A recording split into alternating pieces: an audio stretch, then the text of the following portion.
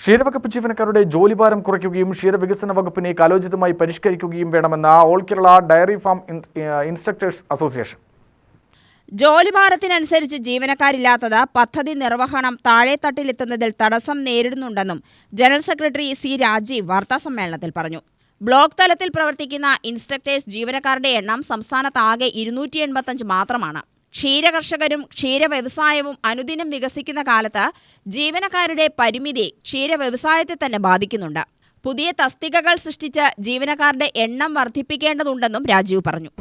ഇവരുടെ തസ്തിക എണ്ണം കൂട്ടുക എന്നുള്ളത് തന്നെയാണ് ഏറ്റവും മർമ്മപ്രധാനമായിട്ടുള്ള ആവശ്യം. കാരണം നമുക്കറിയാലോ, ഈ ക്ഷീരകർഷകരാണെങ്കിലും സാധാരണ കർഷകരുടെ ഒക്കെ ആണെങ്കിലും തന്നെ അവരുടെ കാര്യങ്ങൾ കൃത്യമായിട്ട് നടത്തുക എന്നുള്ളത് തന്നെയാണ് ഏറ്റവും വലിയ വിഷയം. അപ്പോൾ അവർക്ക് ആവശ്യമുള്ള തസ്തികകൾ അനുവദിക്കണമെന്ന് തന്നെയാണ് ഈ സമ്മേളനത്തിൽ വിഷയങ്ങളായിട്ട് പറയുന്ന സമയത്ത് ഒന്നാമതായിട്ട് ഡയറി ഫാം ഇൻസ്ട്രക്ടർമാർക്ക് പറയാനുള്ള വിഷയം.